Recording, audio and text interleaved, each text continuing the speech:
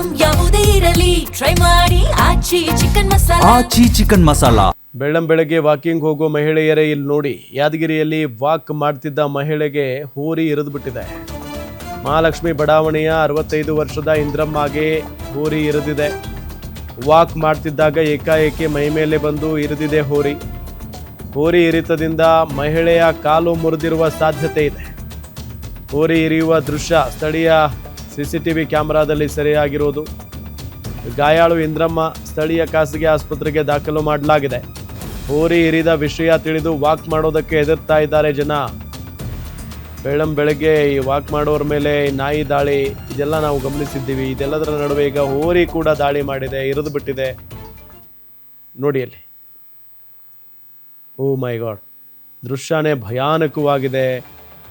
Right ಸೈಡ್ನಲ್ಲೂ ಹೋರಿನ ತನ್ನ ಪಾಡಿಗೆ ತಾನು ನಿಂತ್ಕೊಂಡಿತ್ತು. ಇತ್ತ ಎಡಗಡೆ ಆ ಮಹಿಳೆ ವಾಕ್ ಮಾಡ್ತಾ ಹೋಗ್ತಾ ಇದ್ರು.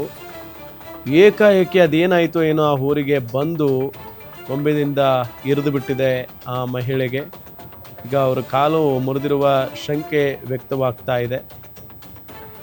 ನೋಡಿ ಇಲ್ಲಿ ಎಂಥ ಭಯಾನಕವಾದಂಥ ದೃಶ್ಯ. ಹಾಗಾಗಿನೇ ಸ್ವಲ್ಪ ಹುಷಾರಾಗಿರಬೇಕು. ಈ ವಿಚಾರ ತಿಳಿದು ಈ ದೃಶ್ಯಗಳನ್ನು ನೋಡಿ ಇನ್ನು ಮುಂದೆ ವಾಕ್ ಹೋಗೋದೇ ಬೇಡ ಅನ್ನೋ ಥರ ಭಯ ಪಟ್ಬಿಡ್ತಾರೆ ಜನ.